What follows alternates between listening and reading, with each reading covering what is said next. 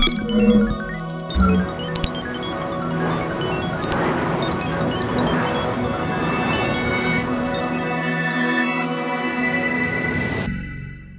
Matt, you've been a great advocate of the use of eye tracking in a simulated training environment and in aircraft operationally.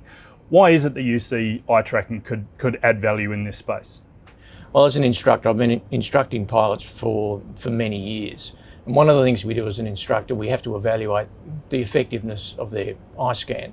And the way we do that is look at the instruments and see how the aeroplane's flying. So it's a very core skill that a pilot has to have, and it's a core skill that the instructor has to have.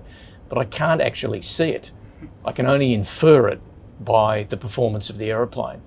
So if a pilot has an ineffective scan, either on training or whatever they're doing, I have to guess essentially by my experience on where they're looking and then create a program to fix it.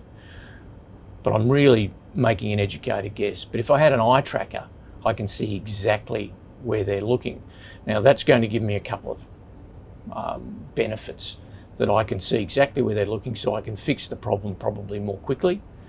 And my hope would be that when you're training someone, particularly on differences like the primary flight display and the HUD where the scan is different, you can accelerate training because you know exactly where they're looking, and you can tailor their training to where they're looking. Now, my view is that a pilot will have an individual scan pattern, and I'm not supporting a prescriptive scan pattern. Everyone will probably be slightly different. So you can tailor your training to that individual and say, I suggest you might want to look here. And here it is, here's your eye tracking scan. That's what it looks like. And I think that'll be of great benefit in accelerating a trainee from the novice right to the end, to an expert. And that's what the great hope I have for eye tracking. But I don't think eye tracking will stop at training either.